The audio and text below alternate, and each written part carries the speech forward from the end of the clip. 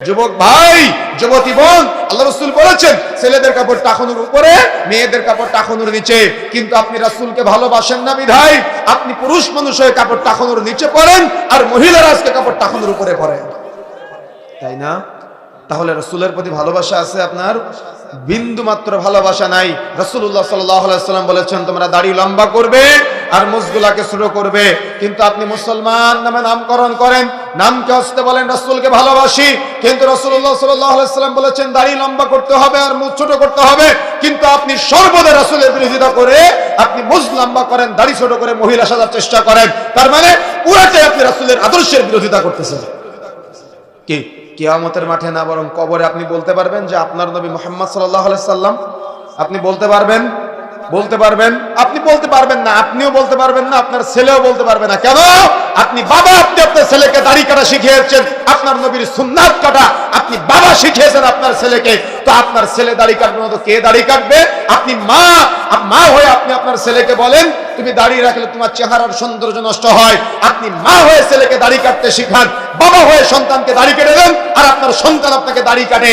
বলতে রাখার চেষ্টা করবেন, যখন দাড়ি কাটবেন মনে করবেন আপনি রাসূলের সুন্নাত কাটতেছেন, আর রাসূলের সুন্নাত কেটে আপনি রাসূলের আশিক প্রমাণ করার চেষ্টা করেন নিজেকে। কবরে বলতে পারবেন যে আমার নবী মুহাম্মদ সাল্লাল্লাহু আলাইহি সাল্লাম? বলতে পারবেন আপনি বুক ফুলিয়ে? আপনি চিনতে পারবেন মুহাম্মদ সাল্লাল্লাহু আলাইহি সাল্লামকে দাড়ি না রেখে? মনে রাখার চেষ্টা করতে হবে।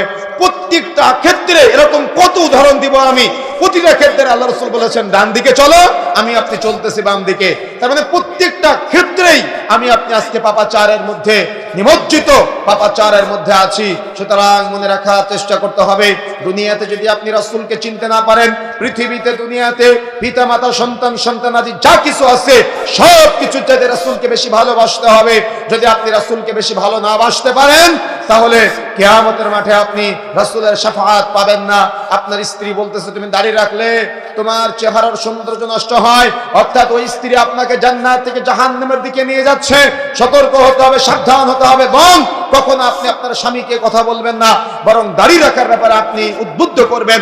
আর কখনো বাবা হয়ে সন্তানের সঙ্গে পাপ করবেন না, তার মানে দাড়ি কাটবেন না। যদি আপনি বাবা হয়ে দাড়ি কাটেন তো আপনার সন্তানও দাড়ি কাটা শিখবে।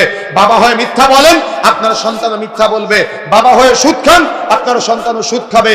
বাবা হয়ে ঘুষ খান, আপনার সন্তানও ঘুষ খাবে। বাবা হয়ে নেশা করেন, আপনার সন্তানও নেশা করবে। মা হয়ে বেপরদায় চলেন, আপনার মেয়েও বেপরদায় চলবে।